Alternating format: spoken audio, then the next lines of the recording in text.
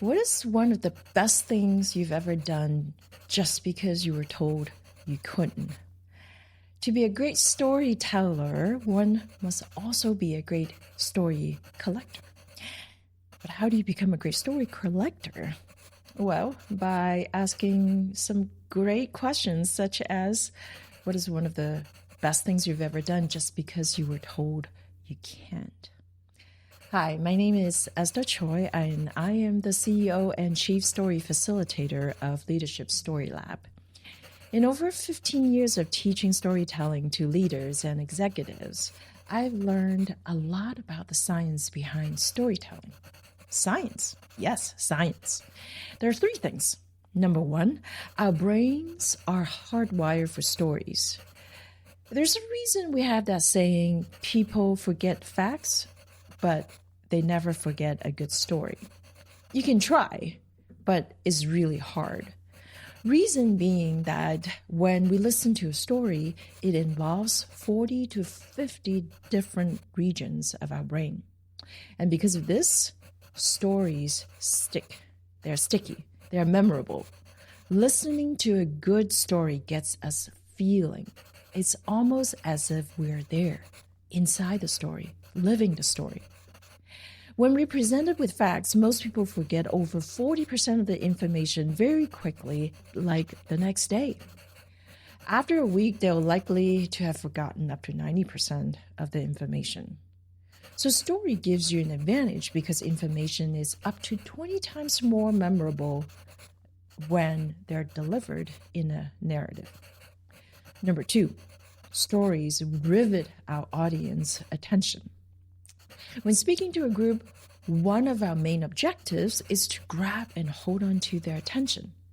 Studies show that stories do just that.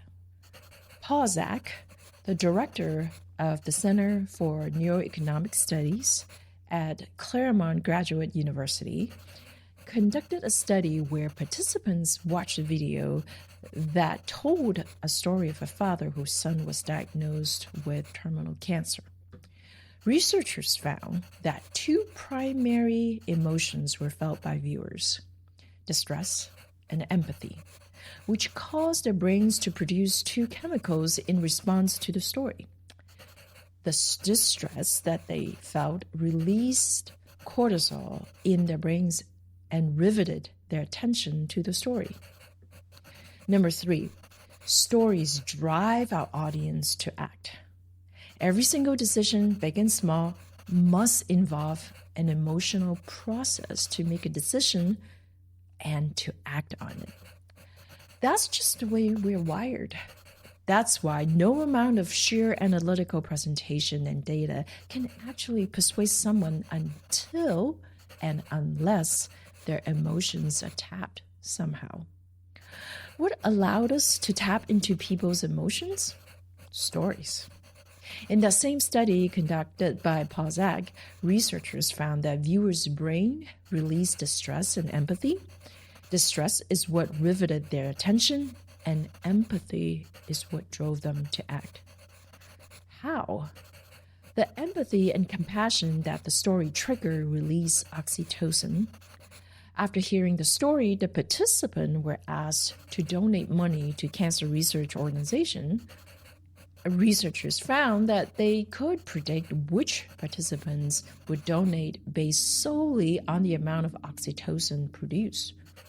So the feeling of empathy and the release of oxytocin drove them to action. This is why author and consultant Alan Weiss has noted, logic makes people think, emotion makes them act. Stories makes people feel, which drives them to do something. So, what is the one way storytelling could be useful in your business context? Tell us in the comment section, and be sure to subscribe so you don't miss our next video.